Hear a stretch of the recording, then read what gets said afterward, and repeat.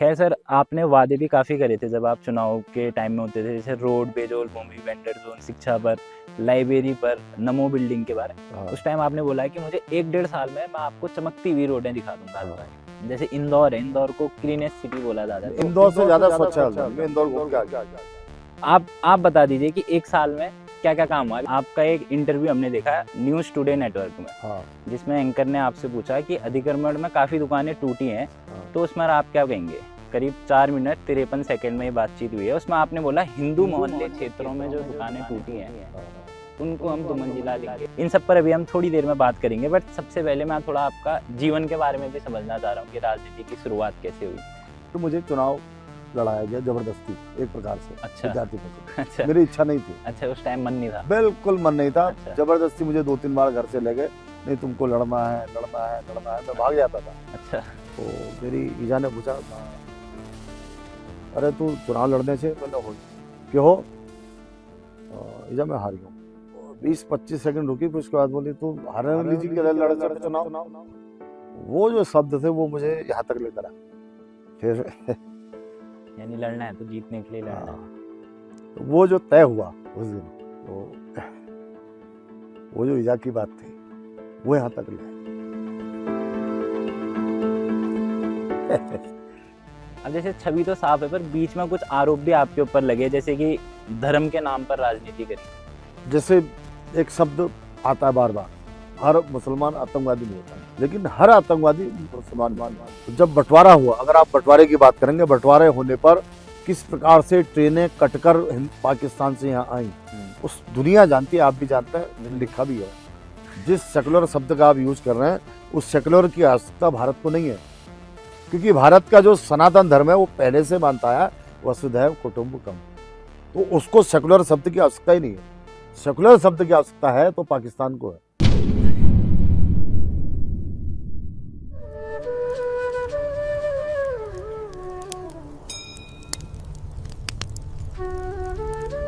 Welcome to num trails, अधूरी कोशिश पूरी कहानी के साथ। जैसा कि आप लोगों ने देखा, बीते कुछ दिनों में आपने हल्द्वानी में ग्राउंड रिपोर्टिंग करी। हल्द्वानी में क्या क्या है दिक्कतें चल रही हैं, या क्या क्या चीज़ें नहीं हो पा रही, या क्या क्या चीज़ें हो रही है, कुछ भी आप बता सकते। यहाँ पे दिक्कत कहाँ से आप लोग? अच्छा, यहाँ रह रहे हैं। यहाँ मेरी बुआ रहती है, तो हम बस एक दिन है। ट्रैफिक दिक्कत है सबसे बड़ी। कुछ traffic is the big problem. बाकी जो वेंडर्स वगैरह रहते हैं रोड में, उनके लिए कोई स्पेसिफिक जगह हो जाए तो वो बढ़िया रहेगा। तो आई थिंक जब हम फैसिलिटी एंड रोड वगैरह की बात करते हैं, सो इट्स नॉट अबाउट की रोड है नहीं है, so it's more on the people who are in power. आ सकती है, सब कुछ हो सकता है, बट लोग उसकी एक्सेसिबिलिटी देते नहीं है। ये ट्रैफिक की सबसे बड़ी समस्या है जो हमारे को फेस करनी पड़ रही है, वो है ठेलों की वजह से। और लोगों के तमाम सारे मुद्दों को भी समझा कि आखिर क्या क्या समस्याएं हैं और क्या क्या काम अच्छे हो रहे हैं। तो उसी सिलसिले में आज हमारे बीच उन्हीं सवालों के जवाब और आगे क्या विजन है, इन चीज़ों पर बात करने के लिए हल्द्वानी के मशहूर पॉलिटिशियन और वर्तमान में हल्द्वानी के मेयर गजराज सिंह बिष्ट जी हैं। सर, बहुत बहुत स्वागत है आपका हमारे नमस्कार चैनल सभी में। प्रदेशवासियों को। जी सर। सर, सबसे पहले तो आप ये बताइए, आपका 35-36 साल का सफ़र राजनीति में हो गया है, तो कैसा लग रहा है आपको? ये अच्छा लग रहा है। क्या आपने कभी सोचा था आपका हमारे साथ इंटरव्यू होगा? नहीं, मुझे लग रहा कि आपने जो बताया, आपने, मुझे लगता है कि चैनल ही अभी खोला है शायद। Emotional, damn it! और मैं तो 93 से हाँ। लगातार पत्रकारों के संपर्क में हूँ, बातचीत करता हूँ जी। और 92 या 3 में जब पहली बार राज्य आंदोलन का आगाज हुआ था, हाँ। और वो आरक्षण को लेकर आगाज हुआ था, फिर वो धीरे धीरे छात्रों का आंदोलन राज्य आंदोलन में बदल गया। तो जो पहला जो आगाज हुआ वो हल्द्वानी MBBG कॉलेज के बाहर, मुझे आज भी अच्छी तरह याद है। मैं था, तरुण पंजी जो छात्र संघ के अध्यक्ष हैं थे, वो हो गया, और कमल जोशी, 3 लोगों ने, हमने एक मारुति वैन उन दिनों हुआ करती थी फेमस, उस पर माइक लगाकर प्रारंभ किया था।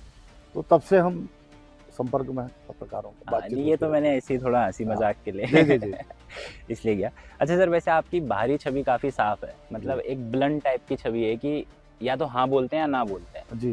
शायद इसीलिए लोग आपको काफ़ी पसंद भी करते हैं, और शायद इसीलिए कुछ लोग नाराजगी भी आपके साथ रहते हैं। अब जैसे छवि तो साफ है, पर बीच में कुछ आरोप भी आपके ऊपर लगे, जैसे कि धर्म के नाम पर राजनीति करी। इस टाइप के आरोप लगे, जैसे आपने बनभूलपुरा और राजपुरा में सीधे ये कह दिया कि हमसे वोट नहीं मांगना। तो इस बारे में क्या सोचते हैं नहीं, आपकी? बिल्कुल पूरा नहीं कहा मैंने। हम्म। मैंने कहा मुझे उन लोगों के वोट चाहिए जो देश को प्रेम करते हैं, जो देश के विकास में अपना सहयोग करते हैं और जो देश को आगे ले जाने में, हल्द्वानी शहर को आगे ले जाने में हल्द्वानी के विरोध में नहीं, जो हल्द्वानी की प्रगति के साथ चलना चाहते हैं, मुझे उन लोगों का वोट चाहिए। और मैं आज भी उस बात को दोहरा रहा हूँ फिर कि मुझे उन लोगों का कतई वोट नहीं चाहिए जो हल्द्वानी के खिलाफ है, जो हल्द्वानी की प्रगति के खिलाफ है, जो हल्द्वानी को दंगा ये हल्द्वानी बनाना चाहते हैं, जो हल्द्वानी में दंगा करना चाहते हैं, वो उनके वोट मुझे आज भी नहीं चाहिए। ठीक, यानी हिंदू मुस्लिम वाली बात नहीं है। नहीं, हिंदू इसमें मुस्लिम की बात ही नहीं है। ठीक, ये एक भारी अगर चली थी। एपीजे कलाम जी जिंदा होते और मुझे वोट देते, मैं फिर भले ही चुनाव हार भी जाता तो मुझे खुशी होती। बिल्कुल। मैं केवल ये चाहता हूँ कि जो मैं, चूंकि उस वक्त मैं चुनाव लड़ रहा था हल्द्वानी शहर का, और मैं आज भी कहता हूँ, कल भी कहूँगा, पहले भी कहते आ रहा हूँ कि मुझे उन लोगों के साथ बिल्कुल नहीं रहना जो हल्द्वानी के खिलाफ हैं, जो हल्द्वानी की प्रगति के खिलाफ हैं, विकास के खिलाफ हैं और जो हल्द्वानी से प्रेम नहीं करते। जी, अब मैं इसको बार बार कहूंगा इस बात। अब मैं ऐसा नहीं कि उस वक्त कहा मैंने चुनाव, मैं आज भी कह रहा हूँ, मैं कल भी कहूंगा इस बात को। जी, मैंने हिंदू मुस्लिम वाली बात इसलिए करी क्योंकि आपका एक इंटरव्यू हमने देखा न्यूज़ टुडे नेटवर्क में, जिसमें एंकर ने आपसे पूछा कि अधिक्रमण में काफी दुकानें टूटी हैं, तो उसमें आप क्या कहेंगे। करीब 4 मिनट 53 सेकंड में ये बातचीत हुई है। उसमें आपने बोला हिंदू मोहल्ले क्षेत्रों में जो दुकानें टूटी हैं उनको हम दुमंजिला देंगे या जो भी दुकानें वगैरह वितरित होंगी। वो आपने इंटरव्यू गलत सुना। फिर वो इंटरव्यू ये था, उन्होंने पूछा था कि एग्जैक्ट शायद 9 फरवरी 8 फरवरी या 9 फरवरी 2024 में जो दंगा हुआ उसको लेकर उन्होंने पूछा था। तो हमने ये कहा था कि हल्द्वानी के विकास के लिए 3 पानी से लेकर काडोदाम तक और राजेश अधिकारी चौक से लेकर कटघरिया तक इन दोनों सड़कों का अतिक्रमण टूटा और कहीं से एक भी पत्थर नहीं आया, न कोई दंगा हुआ, न कोई आंदोलन हुआ, न कुछ हुआ। लोगों ने शहर से स्वीकार किया और उसका रास्ता निकाला गया कि जिनकी दुकानें टूटी है तो उनको 2 मंजिलें बनाने का अधिकार वो देंगे। वो उस वक्त में था भी नहीं, लेकिन प्रशासन ने दिया था जी। और लेकिन जैसे ही एक विशेष क्षेत्र में अतिक्रमण टूटता है तो वहाँ उतना बड़ा दंगा हो जाता है। तो मैंने इस बात को लेकर कहा था कि आप इस बात को गलत कह रहे हैं कि आप इधर ऐसा कर रहे हैं उधर है। हमने कहा कि हल्द्वानी का विकास चाहिए, उसमें कौन आ रहा है क्या आ रहा है ये तो उस वक्त तो सोचा नहीं गया। तब हमने उसकी तुलना की थी कि भाई वहां पर ऐसा और यहाँ पर ऐसा हुआ। ठीक है, हाँ, क्योंकि इस टाइप के स्टेटमेंट जब मुंह से निकल जाते कि हिंदू मोहल्ले क्षेत्रों में जो दुकानें टूटे, तो उससे कहना कि वो छवि नहीं, हिंदू मोहल्ला नहीं कहा मैंने कहा हिंदू की 90% दुकानें टूटी, वहां एक भी पत्थर नहीं पड़ा, एक भी दंगा नहीं हुआ, एक भी आंदोलन नहीं हुआ। मैं आज भी कह रहा हूँ इस बात को। अब उसको कौन किस तरीके से लेता फिर वो अलग विषय। जी ठीक। खैर सर, आपने वादे भी काफ़ी करे थे जब आप चुनाव के टाइम में होते थे, जैसे रोड, बेजोल भूमि, वेंडर जोन, शिक्षा पर, लाइब्रेरी पर, नमो बिल्डिंग के बारे, इन सब पर अभी हम थोड़ी देर में बात करेंगे। बट सबसे पहले मैं थोड़ा आपका जीवन के बारे में भी समझना चाह रहा हूँ कि राजनीति की शुरुआत कैसे हुई। नहीं, मैं 88 में एक आलोक जी हमारे संघ के, आज वो बहुत बड़े अधिकारी हैं राष्ट्रीय स्तर पर, वो हल्द्वानी में आए हुए थे और हमारे 1-2 मित्र हैं, गणेश गुणवंत जी और विपिन पांडे जी, ये संघ में पृष्ठभूमि के थे। तो 88 में वो मुझे पहली बार शाखा में ले गए और जिस दिन हम शाखा में गए उस दिन ये भी नहीं था कि हम राजनीति में जाएंगे, कहाँ जाएंगे, क्या जाएंगे। और उसके बाद फिर बीजेपी युवा मोर्चा में मंडल के उपाध्यक्ष बन गए, फिर विद्यार्थी परिषद में चले गए 92 में, फिर विद्यार्थी परिषद से राज्य आंदोलनकारी बन गए। फिर अच्छा सर, बीजेपी जब विद्यार्थी परिषद बहुत कमजोर तो नहीं कहेंगे, लेकिन उनको बहुत कम मतदान हल्द्वानी में होता था और मेरी खुशकिस्मती थी कि मेरे साथ युवा वर्ग बहुत जुड़ता था। अब वो क्या कारण थे वो अलग विषय, जो भी इसने उसका रहा है हमेशा। और तो फिर मुझे चुनाव लड़ाया गया जबरदस्ती एक प्रकार से। अच्छा, विद्यार्थी परिषद। अच्छा, मेरी इच्छा नहीं थी। अच्छा, उस टाइम मन नहीं था? बिल्कुल मन नहीं था। अच्छा। जबरदस्ती मुझे 2-3 बार घर से ले गए, नहीं तुमको लड़ना है, मैं भाग जाता था। अच्छा। और क्योंकि कारण था कि मैं ग्रामीण परिवेश से आता था और उस वक्त शहर बड़ा डोमिनोज वो करता था हमको, बिल्कुल क्या कहते हैं, लुभाता हो।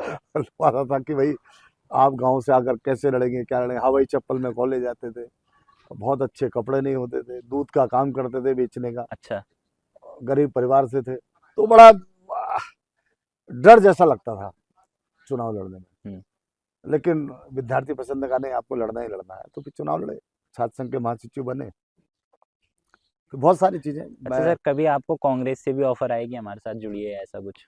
क्योंकि उस अब टाइम वो देखो, एक वो अलग विषय है, कांग्रेस क्या कहता है, ये सपा क्या कहती है, बसपा क्या कहती है, लेकिन मेरी विचारधारा संघ से जुड़ी रही, तो संघ से जुड़ते जुड़ते जुड़ते बीजेपी के संपर्क में आ गए, विद्यार्थी परिषद के संपर्क में आ गए, और लगातार फिर बजरंग दल में चले गए। अच्छा। आप पिथौरागढ़ से है ना, तो पिथौरागढ़ का जो सबसे बड़ा गोष्ठी हुई थी शराब विरोधी, हाँ हाँ हाँ हाँ। उसमें मुख्य अतिथि के रूप में हम वहाँ रहे, निर्मल पंडित जी ने हमको बुलाया। तो यानी जब हम छात्र राजनीति में थे, इस कारण से हमने फिर, मैं विद्यार्थी परिषद में हम जब रहे और आंदोलन चल रहा था, तो फिर हमने कहा कि इसको दल से ऊपर रखना चाहिए, तो हमने संयुक्त छात्र संघर्ष मोर्चे का गठन किया। तो उसमें कुमाऊं का काम मैं देख रहा था, तो उसमें निर्मल पंडित जी, बहुत सारे लोग थे जो जुड़ते गए, काम होते रहा, चलता रहा।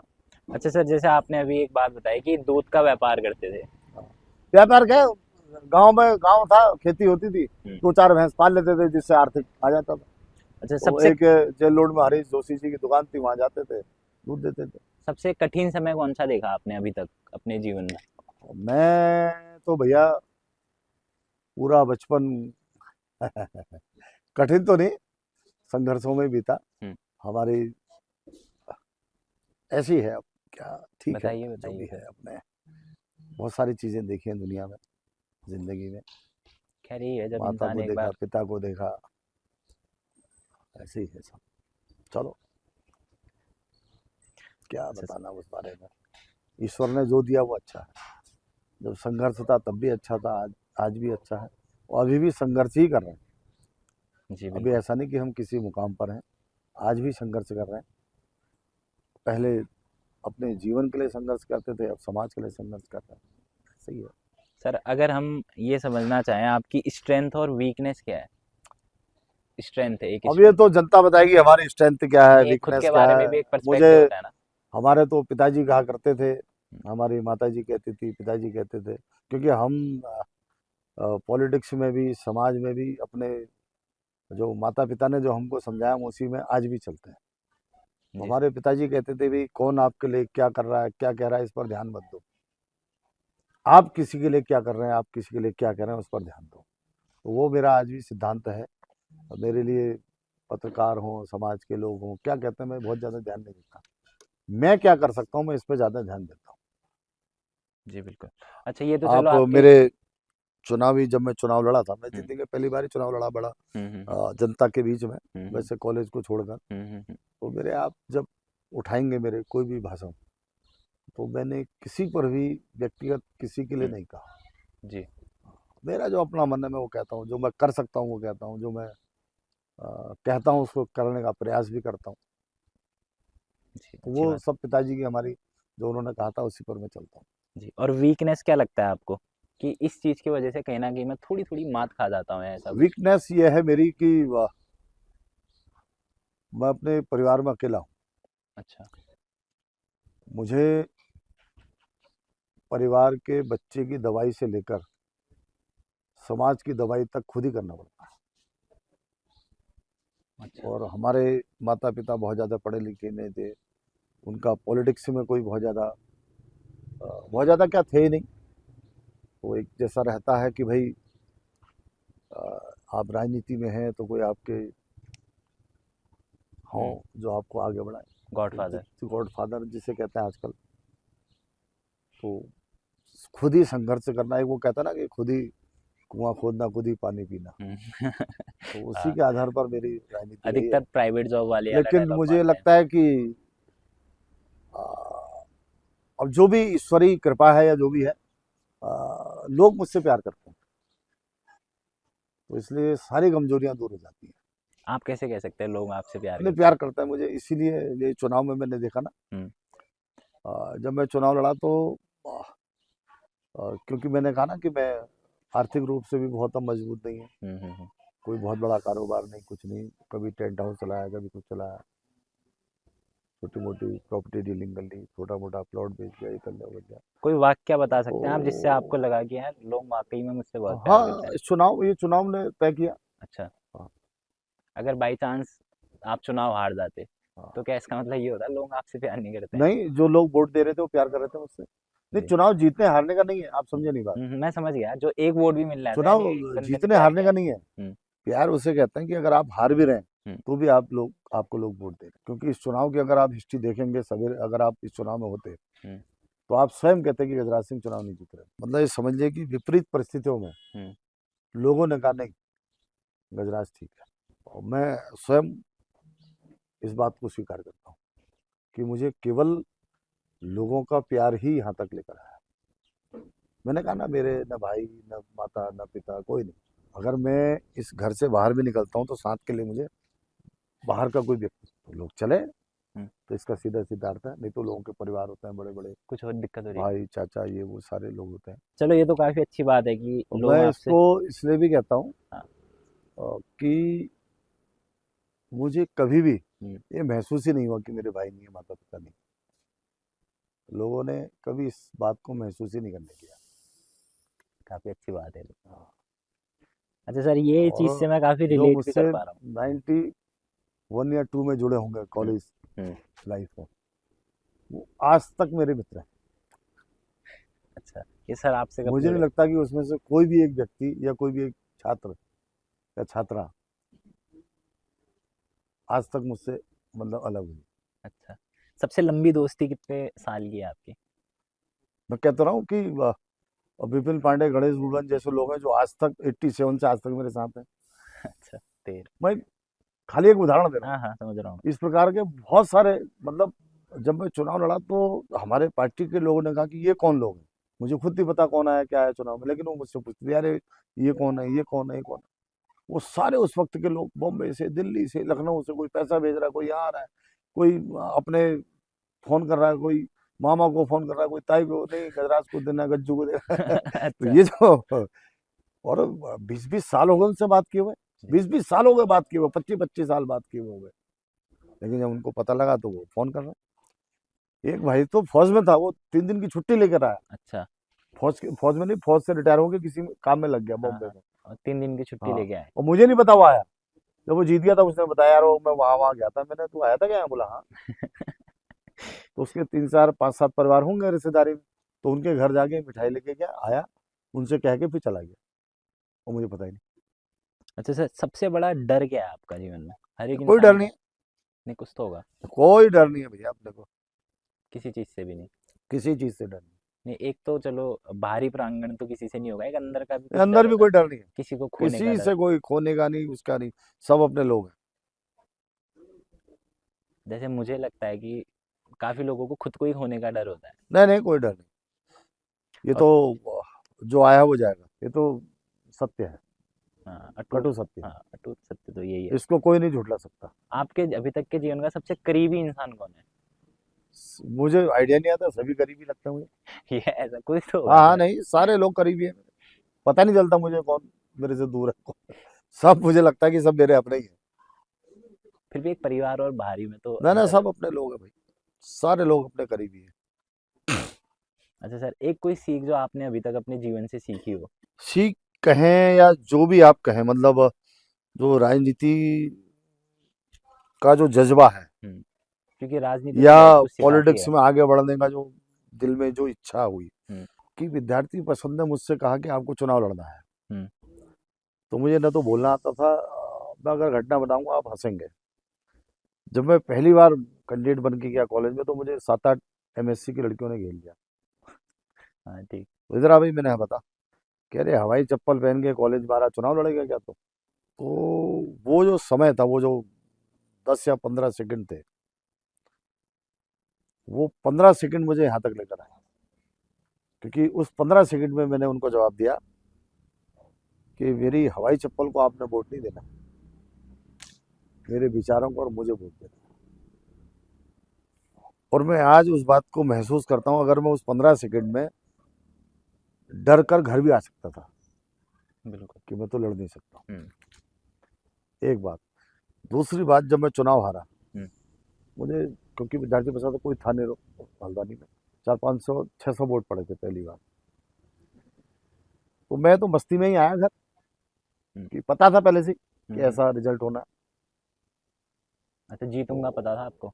नहीं, हारेंगे पता था, अच्छा। जीतूंगा नहीं तय था ना, ठीक है। क्योंकि उससे पहले विद्यार्थी परिषद को 40 वोट, 50 वोट, 60 वोट पड़ते थे पूरी कॉलेज में। मेरे था, मैं 600 वोट पड़े तो मुझे लगा यार मैं तो बहुत वोट लिया, मैं मस्ती में आया था। तो मेरी ईजा ने पूछा, अरे तू चुनाव लड़ने से, मैंने हुई क्यों? ईजा, मैं हार गया हूँ। तो वो 20-25 सेकंड रुकी, फिर उसके बाद बोली, तू हारने वाली थी, लड़े चुनाव। वो जो शब्द थे वो मुझे यहाँ तक लेकर आया। फिर यानी लड़ना है तो जीतने के लिए लड़ना है। वो जो तय हुआ उस दिन, वो जो ईजा की बात थी, वो यहाँ तक ले आए। क्या टिश्यू ले लीजिए सर। ना होगी। अच्छा सर, जैसे आपने विचारों वाली बात भी गई, थोड़ा मैं दूसरी तरफ जाना चाहूँगा कि फिर सही नहीं रहता, मुझे ऐसे इमोशनल नहीं, व्यूज लाना ठीक नहीं लगता। जैसे आपने विचारधारा वाली बात करी, तो बजरंग दल का भी आपने नाम लिया, तो क्या आप बजरंग दल की विचारधारा से सहमत हैं, या क्या लगता है आपको? तो काफी बार मैं ऐसा बजरंग लगता दल है में कि कुमाऊं संयोजक भी रहा। क्योंकि काफी बार वो ऐसा है संविधान कि अपने हाथ में ले उसको लेता जो है। डिफाइन करते हैं लोग, हम्म। बजरंग दल, जैसे मैं आपको बताऊं, 95 या 4 की बात है, और मैं एग्जैक्ट, मुझे वो याद नहीं है। मैंने इस रामला ग्राउंड हल्द्वानी में 300 लड़कियों को त्रिशूल बांटे थे। अब उसको लोगों ने धर्म से जोड़ा कि ये मुसलमानों के खिलाफ बांटे गए, लेकिन ऐसा नहीं है। आप देखते होंगे कि पूरी दुनिया में अगर मुसलमान कहीं सबसे ज्यादा सुरक्षित है तो वो हिंदुस्तान में है, पूरे विश्व में। हाँ, ठीक इस बात को मैं केवल इसलिए नहीं कह रहा हूं कि मैं बीजेपी का हूं, ये तथ्य है। लेकिन और मैं 93 में इस बात को कह चुका था कि एक पूरे विश्व का एक जो कुछ लोग हैं जो मिशन पर काम कर रहे हैं, और जो आज इतने सालों बाद लव जिहाद जो शब्द आया, मैं उसे 93 में कह चुका था कि ये लव जिहाद चल रहा है। मैंने इस हल्द्वानी के अंदर 173 लड़कियों को वापस उन लोगों से घर पहुंचाया है। 173। और जान की बाजी खेलकर, केवल बजरंग दल में रहना नहीं, उसका जो कर्तव्य है उसको भी करना। हाँ, मैंने कभी भी किसी को भी अनावश्यक परेशान नहीं किया।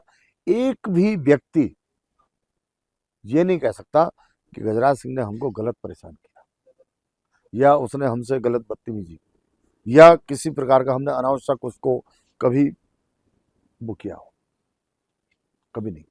लेकिन हाँ, गलत होने भी नहीं दिया। तो ये कभी कभी हम जो करते हैं कि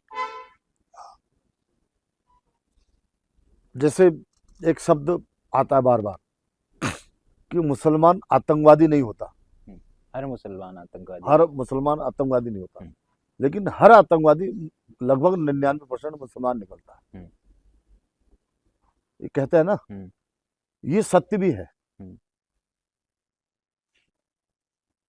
ठीक है। पर जैसे आपने एक बात बोली कि मुसलमान सुरक्षित है, बट मुझे लगता है कि उनका सुरक्षित होना भी जरूरी है, क्योंकि नहीं, आप समझे नहीं, मैंने जरूरी और नहीं है ये नहीं कह रहा हूं मैं। हाँ। मैं कह रहा हूं कि इतिहास गवाह है कि पूरे विश्व के अंदर, भारत के अंदर सन 47 से लेकर आज तक अगर कहीं किसी को सुरक्षा मिली है और कहीं किसी ने बेबाक तरीके से अपने को प्रोग्रेस की है, तो वो हिंदुस्तान है। हाँ हाँ बिल्कुल, क्योंकि they are Indian Muslim because by choice ना, कि उनको मिला था बट वो नहीं गए, तो ये भी नहीं बाय चॉइस नहीं है। उस बात को अब वो तो फिर लंबी बहस हो जाएगी। अच्छा, वो उसको आप नहीं छोड़िए, मानते कि वो लंबी बहस हो जाएगी, वो बाय चॉइस है नहीं है, क्या है क्या नहीं, वो अलग विषय है। जो मुसलमान समझदार थे, पढ़े लिखे थे, जिनको लगता था कि हमको हिंदुस्तान में रहना है, वही यहाँ रहे। हाँ वही तो। और उसके बाद भी जब बंटवारा हुआ, अगर आप बंटवारे की बात करेंगे, बंटवारे होने पर किस प्रकार से ट्रेनें कटकर पाकिस्तान से यहाँ आई, उस दुनिया जानती है, आप भी जानते हैं, बिल्कुल। लिखा भी है, इतिहास भी लिखा है। उसके बावजूद हिंदुस्तान के अंदर किसी भी मुसलमान को इसलिए नहीं प्रताड़ित किया गया कि आप यहाँ से जाइए, नहीं कहा गया। ये एक बड़ी बात है। इस बात को जो अपने को धर्मनिरपेक्ष कहते हैं, वो कई कहते नहीं इस बात को। नहीं ये तो वो ये चाहे कोई रहा हो, कांग्रेस की सरकार रही हो, किसी की सरकार रही हो, सवाल कांग्रेस बीजेपी का नहीं है, सवाल तो सवाल इंडिया का है। हिंदुस्तान के लोगों का। हाँ, हम सेकुलर हैं, हाँ। मतलब ये एक अच्छी सोच के नहीं, साथ ये सब सेकुलर कर रहे नहीं, हैं। हम वसुधैव कुटुंबकम के सारथी हैं, सेकुलर नहीं है। नहीं अब जैसे हमारा मानना है हम्म। कि पूरा विश्व हमारा है, पूरा विश्व परिवार है, हाँ। इसलिए हम हाँ एक ही बात होगी, अब कान ऐसे पकड़ो ऐसे नहीं, पकड़ो, नहीं, नहीं। दोनों बात अलग है भाई, दोनों चीजें अलग अलग है। अगर आप उसका व्याख्यान करेंगे फिर अलग अलग बहुत सारे लंबी बहस हो जाएगी, चलो ठीक है सर, फिर वो 2-4 घंटे लग जाएंगे उसमें। हाँ। नहीं हमारा तो वैसे ये है कि हर गलत इंसान हर जगह होता है। अब एक हम एक छत के नीचे रह रहे हैं, तो कुछ ऐसा है अच्छा ना, आप हमको भी समझिए, हमारे परिवार आप के लिए मैं करना चाहिए। आप ये बताइए, पाकिस्तान में जब बंटवारा हुआ तो पाकिस्तान में ये कहा गया कि हिंदू यहाँ सुरक्षित रह सकते हैं, कहा गया ना। हिंदुस्तान में कहा गया कि यहाँ जो रहेगा वो हिंदुस्तानी होगा, वो सुरक्षित रहेगा। सुरक्षित रहेगा। दोनों में से केवल भारत ने इस कर्तव्य को निभाया। अच्छा इस बात को तो आप मानते हैं? हाँ हाँ हाँ बिल्कुल। जिस सेकुलर शब्द का आप यूज कर रहे हैं, उस सेकुलर की आवश्यकता भारत को नहीं है, क्योंकि भारत का जो सनातन धर्म है वो पहले से मानता है वसुधैव कुटुंबकम, तो उसको सेकुलर शब्द की आवश्यकता ही नहीं है। सेकुलर शब्द की आवश्यकता है तो पाकिस्तान को है, ठीक हो गया। हाँ, हिंदुस्तान को नहीं है। हाँ मतलब वही हो गया कि हाँ, अच्छे से रहे हम, सब हाँ। मिल बांट के रहे। कुल मिला के बात तो ये है कि सब मिल बांट के रहे, जी जी जी। कि हर कोई अपने देश को आगे बढ़ाने में योगदान दिया। हाँ। उन लोगों ने भी, एपीजे अब्दुल कलाम है, हाँ। ऐसे काफी लोगों ने अच्छे योगदान भी दिए। अभी जैसे जावेद अख्तर साहब हैं, जाकिर खान साहब हैं। ठीक है सर, अभी हम अपने हाँ, काम की हाँ, बात जी, जी, आते हैं, क्योंकि ये तो फिर लंबा ही नहीं, चल ये भी जाएगा। लंबा चला जाएगा, 5-7 घंटे लग जाएंगे। हाँ ठीक है सर, आप बता दीजिए कि एक साल में क्या क्या काम हुआ। अभी एक साल नहीं, होने आप को ही पूछ है। लो भैया। नहीं आप कुछ किसी एक आध काम नहीं, बता हमने दीजिए। जो कहा था हम उस पर लगातार बढ़ रहे हैं, बहुत सारी चीजें कहीं, बहुत सारे काम कर रहे हैं, बहुत सारी चीजें कर रहे हैं। जो आपको लगता नहीं हो रहा वो बताइए आप। ठीक है हम सर, तो जो हमने चुनाव में कहा था, हमने वो सारी चीजें कर रहे हैं। ठीक। एक सर हमको ये भी दिखा, एक दो वीडियोज भी हमने देखी कि जो ड्राई नसें हैं, जैसे स्मैक के नशे हो गए, ये हाँ। सारी चीजें थोड़ा हल्द्वानी में बढ़ती हुई दिखाई दे रही है। देखो, हमारे तो निगम की जो हमारी एमएनए थी रिचा सिंह जी, हम्म। उन्होंने कई बार इस प्रकार के कार्य पकड़े गए।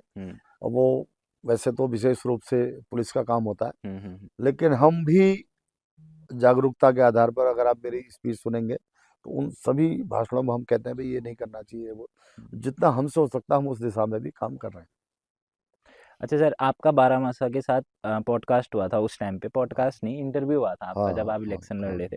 तो उस टाइम आपने बोला कि मुझे 44 मिनट 45 सेकंड की बात है ये। हाँ। उस टाइम आपने बोला कि मुझे 1-1.5 साल में मैं आपको चमकती हुई रोडें दिखा दूंगा हल्द्वानी में। हाँ, बट अभी हम ग्राउंड रिकॉर्डिंग कर रहे थे, तो मैक्सिमम लोगों का यही कहना था कि रोडें हर समय उखड़ते रह रही हैं, बनते रह रही हैं 3-3 महीने के अंतराल में, ऐसे करके। ना वो गलत बोल रहे हैं फिर, और आप भी गलत समझ रहे हो उस चीज को। जी सर। लोगों ने कहा है कि रोडें उखड़ी हुई हैं, हम्म।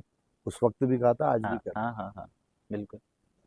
और मेरी अगर आप स्पीच सुनेंगे चुनाव की, तो हमने कहा था रोडें उखड़ी हुई नहीं है, उखाड़ी गई हैं। हमने उखाड़ी है। हाँ ठीक हो गया। और उसमें से लगभग 60 से 70% सड़कें जो उखाड़ी गई थी, वो अब आप जाएंगे तो वो चमकती हुई आपको दिखाई देंगी। अब जो रोड उखड़ रही हैं वो भी 5-7 महीने के अंदर फिर चमकती हुई दिखाई देंगी। वो इसलिए नहीं उखाड़ी गई कि हम किसी को परेशान कर रहे हैं, वो इसलिए उखाड़ी गई कि कहीं हम पाइपलाइन डाल रहे हैं, कहीं हम सीवर लाइन डाल रहे हैं। हाँ वो तो तो समझ वो गया। जनता के लिए कर रहे हैं। हाँ। हमारा इरादा उनको परेशान करना है नहीं, हमारा इरादा उनको सुविधा देने का है। हाँ, मतलब जनता का भी है कि थोड़ा तेजी से हो जाए तो। अब तेजी और वो तो थोड़ी बहुत आप भी समझते ही हैं, ठेकेदार हैं, वो हैं, काम है, कभी बरसात आ जाती है, कभी अब जाड़े आ गए तो जाड़े में सड़क नहीं बन पाई, आपको भी पता है टेक्निकल पॉइंट होते हैं, है ना। कई चीजें हैं, अभी जैसे 7-8 महीने पहले तय हो गया था कि इस सड़क को हम बनाएंगे नैनीताल रोड को, उसका टेंडर अब हुआ है, अभी उसका परसों शिलान्यास क्या है। समय तो लगेगा, ऐसा नहीं कि समय नहीं लगा, नहीं लेकिन हम उस दिशा में बढ़ रहे हैं। हाँ नहीं, तो जैसे इसलिए हम पूछा क्योंकि पहली आपने उसमें कहा था एक पहली डेढ़ साल सड़क में जो हो है, जाएगा, तो तब नहीं अब 1 साल तो अभी आप कह देंगे कि मैं 1 घंटे बाद खाना खाऊंगा और इसी को करते करते आपको 1.5 घंटा हो जाए, तो आप मैं ये थोड़ी कह सकता हूँ आप तो 1 ही घंटे में आप नहीं हाँ खाओगे आप। जी समय तो बिल्कुल। लगता है भाई, सब चीज़ों में लगता है। हम्म, अब आपसे मेरा इंटरव्यू 15 दिन लेट हो गया, हाँ 15 दिन पहले होना था। जी अब मैं बिल्कुल। आपसे डांटूंगा भाई 15 दिन पहले क्यों नहीं लिया। समय लगता है, चीज़ें होती हैं, लेकिन बिल्कुल बिल्कुल समझ रहे हैं। मन साफ होना चाहिए, नियत साफ होनी नीयत चाहिए साफ होनी और चाहिए। काम करने की इच्छा शक्ति होनी चाहिए, उस ओर हम बढ़ रहे हैं। यानी इस पंचवर्षीय में आप पूरी रोडें बना देंगे। पंचवर्षीय क्यों कह रहे हो भैया, अभी बन जाएंगे, 5 साल के अंदर बन जाएंगे, अब धीरे धीरे काम हो रहा है। मैं कहता रहा हूँ कि जब से हम बने हैं, अभी हमें 7 फरवरी को 1 साल होगा हम्म, और लगभग 60 से 70% सड़कें बन गई हैं। 50-60% वो सीवर लाइन पड़ गई है और लगभग 70-80% पाइपलाइन पड़ गई है। ठीक है। ऐसा थोड़ी कि नहीं हुआ है, अच्छा सर, यहाँ काम हुआ है। ये जो वेंडर जोन बनने वाले हैं, दूसरा हाँ। जो हमारा सवाल था, ये कितने बनने वाले हैं, ऐसा कुछ है आपके दिमाग में? ऐसा वेंडिंग जोन हम बनाने जा रहे थे, 10 जगह हमने चिन्हित किया था, हमने हम्म, गवर्नमेंट से पैसा मांगा था, तो पैसा हम्म, हमको भी मिला नहीं। अच्छा और पैसा मिल जाएगा तो वो भी हम बनाएंगे, लेकिन इस बीच हम एक नई स्कीम ले आए अच्छा प्राइवेट वेंडिंग जोन की। अच्छा। तो हमने उसमें कहा है कि जिन लोगों के पास अपनी लैंड है हम्म, तो वो प्राइवेट वेंडिंग जोन खोल सकता है हमसे परमिशन लेकर। अच्छा, ये भी अच्छा इनिशिएटिव हाँ है। हाँ, तो वो हमारे खुलने लगे हैं। अच्छा सर, मैंने ये इसलिए पूछा है क्योंकि जब मैं ग्राउंड रिपोर्टिंग कर रहा था तो एक ठेले वाले भैया से मैंने पूछा कि क्या क्या दिक्कत है, तो उन्होंने बताया कि ठेला लगाने में दिक्कतें हो रही हैं। हाँ। तो मैंने उनको बोला कि ये जो वेंडिंग जोन बन रहा है आप इधर लगा लीजिए। तो उन्होंने बोला कि 15,000 रुपये किराया देना पड़ रहा है। तो वेंडिंग जोन में 15,000 रुपये किराया तो काफ़ी टफ चीज़ है। हमने उसमें भी लगभग 20 से 25% हमने निगम के लिए मांगी है जगह, जो भी हाँ आप प्राइवेट खोलेगा। हाँ वो नियम अगर अभी वो बहुत सारे नियम है, वो पढ़ेंगे तो आप निगम में आप एक बार मांग के देख लें, उसे पढ़ लें, हाँ। तो उसमें उनके लिए भी हमने सुविधाएं दी हैं। अच्छा, यानी 15,000 किराए से थोड़ा उस कम हो नहीं, जाएगा। बहुत कम होगा। ठीक, क्योंकि 15,000 तो आप भी समझते हैं 500 रुपये हाँ। दिन की नहीं, किराए 15,000 तो नहीं है, 5-7 हजार रुपये ले रहे हैं लोग। पर वो 15 बता रहे अब वो कहीं वो मेन जगह चले होंगे जो, या जो चल रही थे। होगी वो उस बात पर कर रहे चले थे गए होंगे। वॉकवे के सामने पे है जो, हाँ, उसकी। अब वो बहुत पुरानी है वेंडिंग जोन, बहुत वेंडिंग जोन तो अब बना है वो, हम्म। पहले वो प्राइवेट ही चल रहा था वो। तो अभी कब तक लग रहा है आपको, जो ये आप बता रहे हैं पैसा स्वीकृत हो जाएगा, कब तक हो जाएगा लगभग? अब ये सरकार जाने, फिर भी कुछ तो बात, नहीं मुझे नहीं पता, ट्रिपल इंजन तो आपका ही ये है। गवर्नमेंट जाने भाई, गवर्नमेंट कब देगी क्या देगी। अच्छा सर, दूसरा मुझे आपकी एक बहुत अच्छी बात लगी थी, जो मुद्दों आपने उठाए थे कि शिक्षा के ऊपर आपने काफ़ी अच्छी अच्छी बातें बोली थी। हाँ, एक आपने बोला था कि गरीब बच्चों के लिए हम स्मार्ट स्कूल बनाएंगे। वो हम बना रहे हैं, हमारे 2 स्कूल हैं निगम के। हम्म, तो पहली बार हमने इस बार एनुअल फंक्शन किया अच्छा। अपने स्कूल में, पहली बार हाँ जब से वो स्कूल बने हैं। अच्छा, कहाँ बने सर ये स्कूल, ये आप बता 2 सकते हैं? हैं, एक गर्ल्स स्कूल है काडोदाम में, एक बॉयज़ का है, हम्म, एक इंटर स्कूल है, एक हाई स्कूल तक है। हम्म, तो दोनों स्कूलों में उसमें स्मार्ट क्लास भी बनाने जा रहे हैं, जो निगम का हमारा स्कूल है। हम्म। अच्छा, इसमें क्या क्या फैसिलिटीज़ होंगी वो स्मार्ट बहुत स्कूल मतलब? बहुत सारी चीज़ें हैं, वो जो जो बनता है वो तो जब आप वहाँ जाएंगे तो पता चलेगा आपको क्या क्या है। और वहाँ कंप्यूटर, ये वो सारे सिस्टम बनाने जा रहे हैं बहुत सारा, उसके लिए ठीक हमने है। छठे वित्त आयोग को भी, उससे भी लगभग लगभग स्वीकृत जैसा ही हो गया। और कितने लगभग स्मार्ट स्कूल खुलेंगे आपके हिसाब से? नहीं, स्मार्ट स्कूल हम खोल नहीं सकते, नहीं मतलब वो जो नहीं ये खोलेंगे नहीं हम फैसिलिटीज़ हम बनाना था। अपने स्कूल को फैसिलिटी दे रहे हैं, उसको बना रहे हैं हम। दूसरा करीब 5-7 जगह हमने चिन्हित की है जहाँ हम लाइब्रेरी बनाएंगे हाँ, अलग अलग। ये भी आपने बताया था। हाँ, एक कटघरिया है, एक 3 पानी है, गौजाजाली है, एक अपना क्या क्षेत्र, ये बनमुरा क्षेत्र है, वहाँ है। हम्म, और है 4-5 जगह हैं, वो अभी उसमें नहीं है, मतलब और हाँ इतनी जगह हम खोलने जा रहे हैं। ठीक है, जो आपने लाइब्रेरी बोला था हाँ, कि उसे बच्चों हम के लिए। खोलने जा रहे हैं। हाँ। अच्छा, इसमें आपने फिर एक और बात बोली थी कि राजस्थान पे आप गए थे तो आपने देखा कि वहाँ काफ़ी सस्ते घर हैं। उसके लिए हम अ, हमारे पास सारी चीज़ें हैं, उसके लिए पैसा चाहिए, तो गवर्नमेंट से हमने कहा है हम्म, कि वो अगर हमको पैसा दें तो उसको हम करेंगे। अच्छा हाँ, क्योंकि उसमें आपने बोला था कि हम हाँ, नहीं वो मुझे पता हाँ, याद है, गरीब उसको भी बच्चों हम, के लिए हाँ, रहने के लिए नहीं सस्ते गरीब घर। बच्चों के लिए भी, जैसे सुशीला तिवारी है, पहाड़ के लोग आते हाँ हैं, उनके रहने के लिए भी बने। हाँ अब उसके लिए धन अधिक चाहिए, और जो हमारा निगम है, जब मैं जिस दिन मैंने 7 तारीख को शपथ ली थी, तो लगभग 50-60 करोड़ के घाटे में था, अच्छा। उसका इतना वो था। वो अभी भी हम धीरे धीरे उससे हटाना, अब देखो कब तक होता है, लेकिन हमारा है, हमारी नीयत है उसको बनाने की, इच्छा है बनाने की, हम ये चाहते हैं ऐसा हो। अब वो कब तक सफल होगा देखते हैं। और दूसरा सर आपका एक बहुत अच्छा इनिशिएटिव मुझे लगा था जो आपने नमो बिल्डिंग का बोला था। वो ना वो बिल्डिंग तो मेरे ख्याल से शायद टेंडर हो गया या होने वाला है अभी।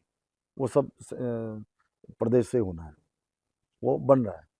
ठीक। अच्छा सर आपने बताया कि 5-7 करोड़ के नुकसान में था, तो क्या 50-60 करोड़। अच्छा 50-60 करोड़ के नुकसान में था, तो क्या ऐसा कोई विजन है कि ये प्रॉफिटेबल आप कैसे बनाओगे आने वाले टाइम में? अब उसमें हम कर रहे हैं, धीरे धीरे वेंडिंग जोन बनाना है। हमने दुकानों के लिए जगह चिन्हित की है, ये कर रहे हैं धीरे धीरे। और टैक्स में हमने वसूली को जो होता है उसको हमने बढ़ाने का प्रयास किया है। अभी समझ लीजिए कि जो 23-24 का जो था, 23-24 में जो वसूली थी टैक्सेशन से, जो मतलब जो इनकम थी निगम की, वो लगभग 25 करोड़ के आसपास थी। फिर 24-25 में जब ये यहाँ मेयर नहीं रहे एक साल, तो वो घटकर 15 करोड़ आ गई थी। अच्छा। हाँ, अब हम उसे 15 करोड़ से फिर आगे बढ़ाना चाह रहे हैं। तो अब देखें कितना आता है। अब ये 25-26 का जब वो आएगा रिजल्ट, तो पता चलेगा हम आगे बढ़े नहीं बढ़े। तो वो तो फिर अभी मैं नहीं कह सकता हम कितना आगे बढ़े, लेकिन हमने बहुत प्रयास किया है कि पैसा आए। अच्छा सर सबसे बड़ा मुद्दा एक नजूल भूमि का है हल्द्वानी में। हाँ। तो उसके ऊपर किस तरीके से सॉल्व होगा? ऐसा ना, दो चीजें थी। मैं अपने चुनाव में मैंने कहा था, एक तो दमवा ढूंगे का मसला था, उसको राजस्व गांव घोषित कराना। तो मैंने उनको वादा किया था कि मैं 1 साल के अंदर करा दूंगा। तो वो हमारा पूरा हो गया, हम 6-7 महीने में उसे कराने में सफल हो गए। अब नजूल भूमि के लिए मैं सीएम साहब को, बहुत सारे लोगों को मैं कह चुका हूँ, बातचीत डिस्कशन अब उसमें प्रारंभ हो गया है। तो हमने सरकार से कहा है कि किसी भी प्रकार इसका सॉल्यूशन होना चाहिए, क्योंकि हल्द्वानी में लगभग 60-70% लोग नंबर 1 की जमीन पर नहीं है। नंबर 1 माने नजूल पर हैं, बाग बगीचों की अलग अलग प्रकार की श्रेणियां हैं। हमने मुख्यमंत्री को भी कहा कि ये सारी श्रेणी ठीक करके इसको गवर्नमेंट किया जाए। उससे नुकसान भी हो रहा है यहाँ के लोगों को।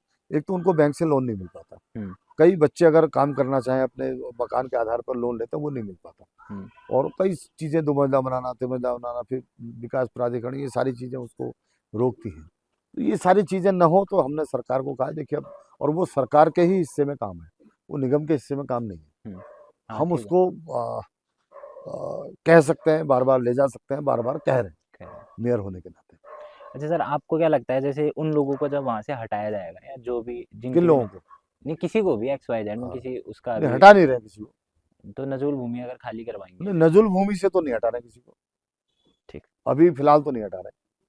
और सर एक मैंने जो व्यक्तिगत, अच्छा फिर देखिए, मैं फिर आपसे कह रहा हूँ, आप है क्या कि मैं इशारा आपका समझ रहा हूँ, वो लोग रेलवे की जो जमीन पर बैठे हैं उनको हटाया जाए। हाँ तो मेरे वो नजूल नहीं है, हाँ वो गवर्नमेंट की जमीन है, गवर्नमेंट की भी नहीं है। हाँ। वो एक विभाग की लैंड है, रेलवे की। हाँ। जैसे नजूल तो गवर्नमेंट की होती है, आदमी इसलिए कहता हूँ नहीं चलो गवर्नमेंट हमारा कभी भला करे या कुछ करे, जो भी करेगी सोचेगी। वो रेलवे की, मतलब यानी आप किसी की व्यक्तिगत जमीन पर बैठे हुए, एक प्रकार से समझ लीजिए। तो वो मामला है। अब उसको लोग इससे जोड़ देते हैं। मेरा सिर्फ ये क्वेश्चन है कि क्या उनको कहीं और विस्थापित किया जाएगा, बसाया जाएगा? नहीं, आप मेरी जमीन पर बैठे, मैं आपको क्यों बसाएंगे या कुछ करेंगे? और वो सारे लोग हैं जिनके अलग अलग स्थानों में हैं, यहाँ के लोग हैं भी नहीं, उनके अपने निवास हैं, रामपुर, बिलासपुर, सब जगह हैं उनके अपने किच्छा। अच्छा। बाकी जो पात्र होंगे उनमें भी लगेगा कि हाँ ये पात्र हैं, तो उसके लिए गवर्नमेंट विचार कर रही है कि उनको किस प्रकार कहाँ बसाया जाए, कहाँ स्थापित किया पात्र जाए। हैं करके कैसे पता लगेगा? अब ये गवर्नमेंट चेक करेगी कौन पात्र है कौन नहीं है। जैसे आपने बताया कि उनके काफी और जगह भी घर हैं, तो ये सब अभी ये केवल बातचीतें आ रही हैं। अच्छा। बाकी गवर्नमेंट उसको किस प्रकार से क्या करेगी क्या नहीं करेगी, गवर्नमेंट की इच्छा भी है कि जो पात्र लोग हों उनको घर भी दिया जाएगा, सब चीजें करेंगे। ये चीजें हाँ वही, क्योंकि आप भी समझते होंगे कि किसी का घर छीन जाना बहुत बड़ी बात होती है। तो सर दूसरा जो मैंने व्यक्तिगत रूप में जो समस्या देखी यहाँ हल्द्वानी में, वो मैंने कूड़े की देखी। भले रेलवे स्टेशन के बगल में हो, इवन कल तो मैं शाम को 8 बजे गया, मैंने कहा सर यहाँ नहीं टॉयलेट है, टॉयलेट के अंदर से उसने मुझे ना बगल में कर लीजिए, वहाँ पे कूड़ादान रखा था। रेलवे के वाले की बात बता रहा हूँ, जो सोबान के बगल में जो टॉयलेट है। उसके अलावा आप ओपन यूनिवर्सिटी चले जाइए, उसके बगल में वो नालियों में बड़ा कूड़ा है। कहाँ? ये जो उत्तरांचल ओपन यूनिवर्सिटी है ना, इधर पे नीचे पे हाँ। 3 पानी की तरफ में, हाँ। तो उधर उनका पे में सफाई होता है, उनके सफाई कर्मचारी होते हैं। जैसे इंदौर है, इंदौर को क्लीनेस्ट सिटी बोला जाता है, तो इंदौर से ज्यादा स्वच्छ है हल्द्वानी। मैं इंदौर घूम के आ गया हूँ। नहीं इंदौर भोपाल मैंने दोनों देखे हैं। वो नहीं। केवल कहा जाता है, आप जाइए, वहां से ज्यादा स्वच्छ हल्द्वानी है। चलो ठीक है मैं सर। खुद देख के आया ना, मैं तो दूसरे की बात थोड़ी कह रहा हूँ। तो सर आगे का अपना विजन बता दीजिए आप हमें कि आप क्या देखते हैं, जैसे हल्द्वानी केवल ऐसे ही बसता रहेगा या इसमें भी कुछ एम्प्लॉयमेंट और जनरेट होने की संभावना है, क्या सारी चीजें? देखो एम्प्लॉयमेंट क्योंकि तो अभी तो हल्द्वानी ऐसा है कि जो लोग रिटायर हो रहे हैं वो आ रहे हैं, या जो लोग पहाड़ से आ रहे हैं आराम से सुकून से रहने के लिए आ रहे हैं, क्या एम्प्लॉयमेंट जनरेट? देखो रोजगार तो स्वयं ही सृजित करना पड़ता है। रोजगार कई प्रकार के हैं। सरकारी नौकरी भी है, किसी फैक्ट्री में काम भी करना है, और किसी फैक्ट्री को खोलना भी है। बिल्कुल। जब शहर बढ़ता है तो शहर में बढ़ने के साथ साथ रोजगार भी बढ़ते हैं। बिल्कुल। उसको व्यक्ति को स्वयं चूज करना पड़ता है कि हमको किस रोजगार में जाना है। एक तो ये हो गया। दूसरा सर्विस है, गवर्नमेंट की सर्विस है, वो फिर कितनी गवर्नमेंट जनरेट करती है उसके आधार पर मिलती है। वही। तीसरा फैक्ट्री के आधार पर है कि फैक्ट्रियां कितने हैं, औद्योगिक वो कितने हैं। हल्द्वानी में कोई भी अभी औद्योगिक क्षेत्र नहीं है, और ना हो सकता है, यहाँ इतनी लैंड है नहीं। तो इससे लगा हुआ रुद्रपुर है, सिटकुल। तो वो उस सिटकुल में कितने हमारे लोग जा सकते हैं, कौन बीटेक कर रहा है, कौन आईटीआई कर रहा है, कौन क्या प्रकार किस प्रकार कर रहा है। एक रोजगार ये होता है कि हम हैंडमेड बनाए, हम स्वयं खुद से बनाए, जिसे हम सरल भाषा में मिस्त्री कह सकते हैं, किसी भी चीज के। ठीक है। XYZ कोई भी चीज। हाँ ठीक हो गया। वो तगार बनाने से लेकर और बिल्डिंग बनाने तक, और बहुत छोटा काम प्लम्बरिंग का, वहां से लेकर और वहां तक, ये स्वयं मेड होता है कि मैं कहाँ एडजस्ट हो सकता हूँ। ठीक है। तो रोजगार के लिए तो हम सबको ही स्वयं ही, और सरकार को मिलकर, निगम को मिलकर, हमको मिलकर हम सब चीजें करें। अब जैसे महिलाओं को रोजगार देने के लिए हमने क्या किया, बैणी सेना और दगड़ू सेना का सृजन किया। दगड़ू सेना और बैणी सेना। बैणी सेना। तो बैणी सेना को हमने कहा कि आप टैक्स वसूल करेंगे दुकानों से, इनसे, उसका कूड़े वाला। अच्छा। ठीक हो गया। तो वो 60 रुपए एक परिवार से लेती है, 45 निगम को देती है, 15 रुपए वो रख लेती हैं। तो ये भी एक रोजगार का सृजन हो गया। लगभग मुझे लगता है कि 300-350 महिलाएं इन दोनों में कर रही हैं। वो भी एक रोजगार देने का तरीका है। बिल्कुल। इसी प्रकार हमारा SHG बनी हुई है, जो समूह बनते हैं महिलाओं के, 100-150 पता नहीं 250 पता नहीं कितने समूह बने, वो अलग अलग प्रकार से काम करते हैं। बैंक वालों को हम बनाते हैं, बैंक से उनसे बातचीत कराना, ये सारी चीजें करना, तो वो चीजों को वो करती हैं। तो इस प्रकार से भी रोजगार मिलता है। तो रोजगार के तो कई तरीके हैं। अब मैं एक उदाहरण देता हूँ आपको, लंबा हो जाएगा वो। एक दुग्ध संघ की संगोष्ठी थी यहाँ, धारी से आगे एक गांव है। तो वहाँ 10-12 नौजवान लड़के थे। तो मैंने उनसे ऐसे पूछा, मेरी आदत है मैं बात कर लेता हूँ लड़कों से। मैंने, हाँ भाई क्या हाल है तुम्हारे? बोले बढ़िया। क्या कर रहे हो? बोले हम सिटकुल में काम करते हैं। तो उनमें जो सबसे ज्यादा जिसकी तनख्वाह थी वो 14,000 रुपये थी। ठीक है। तो मैंने, ठीक मौजारी होगी? बोले मौज कहाँ है भाई साहब, एक कमरे में 5 लोग रहते हैं। तो वहां पर दुग्ध संघ जो है उसको वो देता है, इनाम देता है, जो दूध में इसमें फैट कुछ उसके मानक है, उसके आधार पर वो फर्स्ट आता है किसी को, तो उसको जो भी इनाम देता है। तो वहां जो फर्स्ट आई वो 65 साल की लेडी थी, विडो थी। तो मैंने उनसे पूछा, अम्मा आप कितना कमा लेती हो? बोली, क्या बेटा 20-25 हजार रुपये कमा लेती हूँ। अच्छा। 2 भैंस थी घर में। ठीक हो गया। अब मैं इससे आगे नहीं कहना चाह रहा, लेकिन समझ गया मेरी बात समझ रहे हो आप? तो ये तो तरीके हैं। अच्छा, आप क्या विजन लेके चल रहे हैं आने वाले 4 सालों में आगे? हमारे केवल जिस दिन हम चुनाव में गए थे उस दिन भी हमने कहा था कि हल्द्वानी प्रगति करे, सुंदर बने, सुरक्षित रहे। ये तो एक तीनों पे हम काम कर रहे हैं। और अभी उसी विजन पे काम कर रहे हैं कि किस प्रकार शहर ठीक बने, अच्छा बने। इस बार हमने प्रयास किया कि जो बरसात का पानी है वो कम आए। हम्म।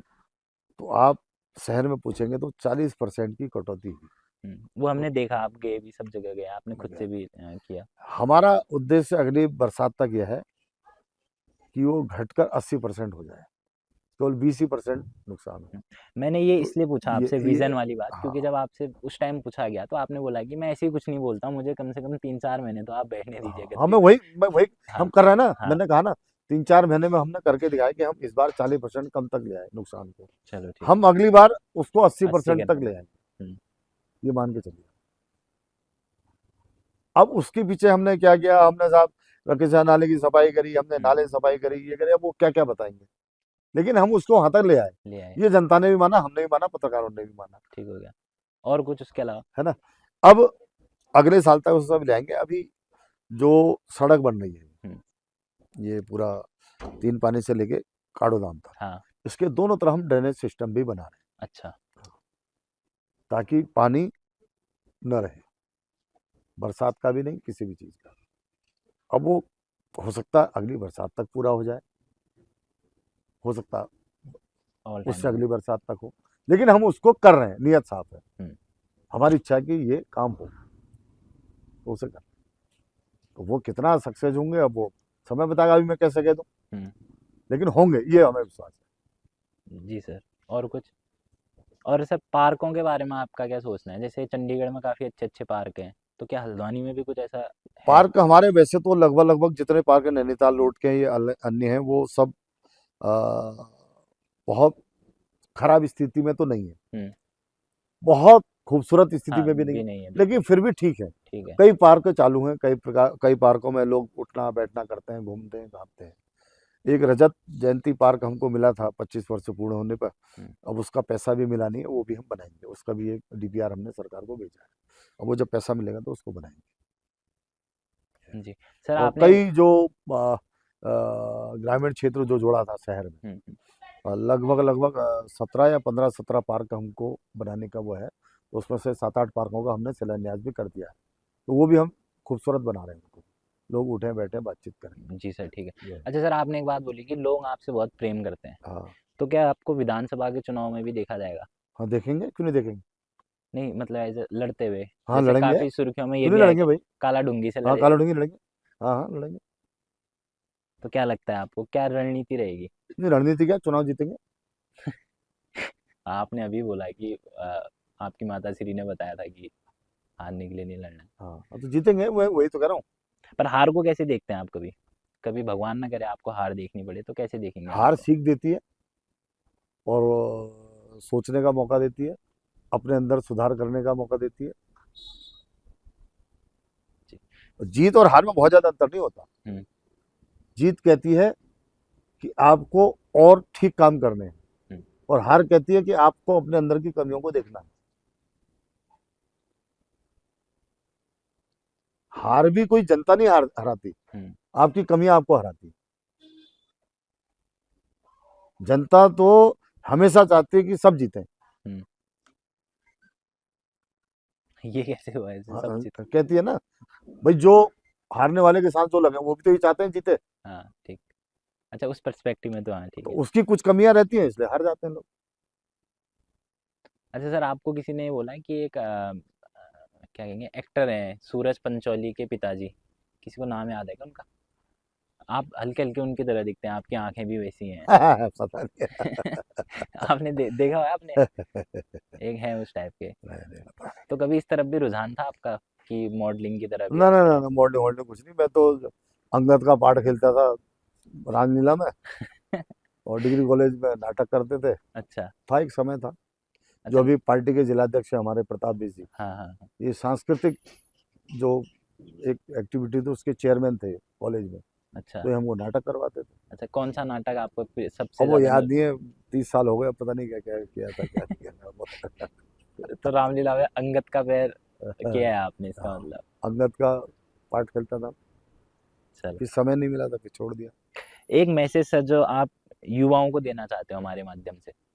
मैं केवल इतना कहना चाहता हूँ कि एक भ्रम की स्थिति बनी रहती है राजनीति के लिए कि अच्छे लोगों को राजनीति में नहीं जाना चाहिए। ये लोग कहते हैं, पढ़े लिखे लोग इसको।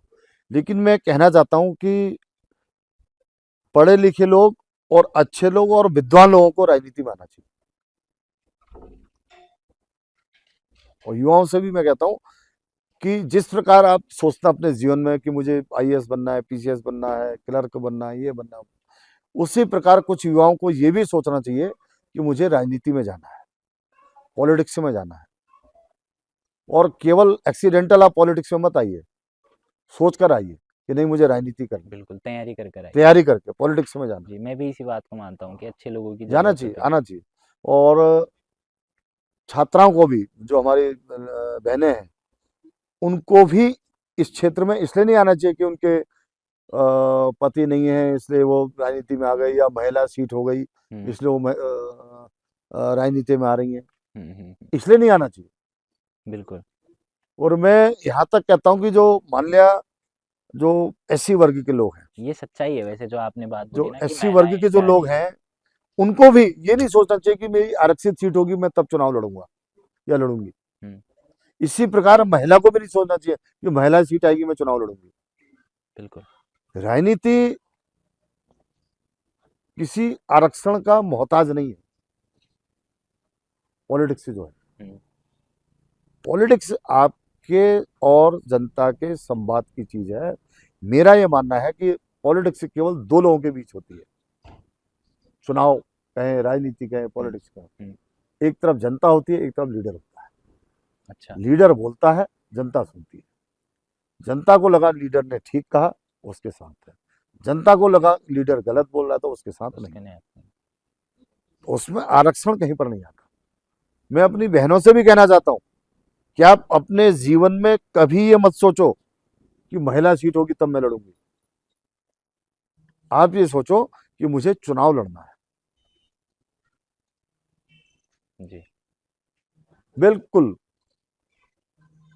ये आपने काफी अच्छी बातें करी। जो हकीकत में ये चीजें हम भी फील करते हैं कि महिलाएं तो कम पार्टिसिपेट करती हैं आजकल पॉलिटिक्स नहीं, में। वो देखती हैं कि महिला सीट होगी तो मैं लड़ूंगी। इसका क्या अर्थ है भाई? बिल्कुल।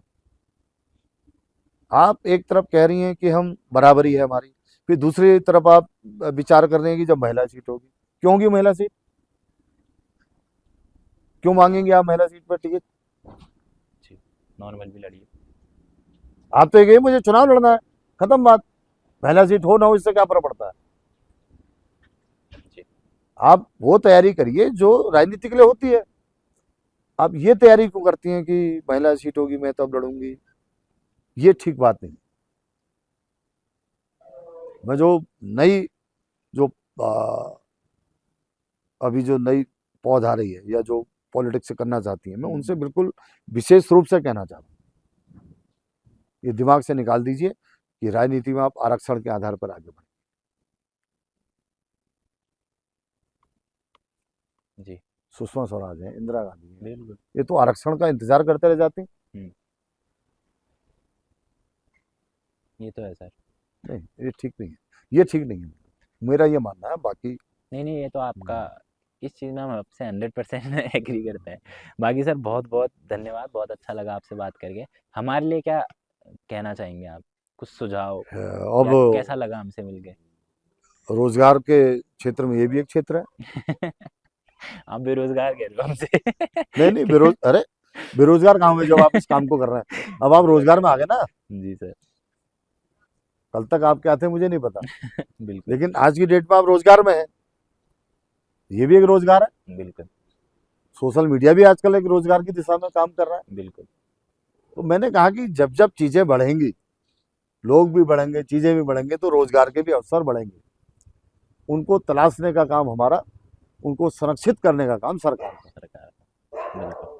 भाई हमारे तीनों जो युवा हैं, विमान भट्ट और दीक्षिका और मोहित, पिथौरागढ़ से हैं तीनों। जी सर। ये विमान भट्ट, दीक्षिका और मोहित और नमा ट्रेल्स, ये जो चला रहे हैं, तो इनको आप सब लोग सहयोग करें, अपना प्यार दें, स्नेह दें, और ये भी आगे बढ़े। और मैं समझता हूँ कि पिथौरागढ़ दिल्ली तक पहुँचे। जी आपके एक ललित पंजी थे पिथौरागढ़ के, वो कन्याकुमारी तक पहुँच गए थे। तो आपका भी नंबर ट्रेल्स जो है जी पहुँचे, विस्तार करे, इसका विस्तारीकरण हो और बहुत सारे लोग इसे लाइक भी करें और देखें भी, ताकि इसके व्यूअर्स भी बढ़ें। और जब आप इसके व्यूअर्स बढ़ाएंगे तभी आप मुझे भी सुन पाएंगे। Thank you. जी सर, थैंक यू सर।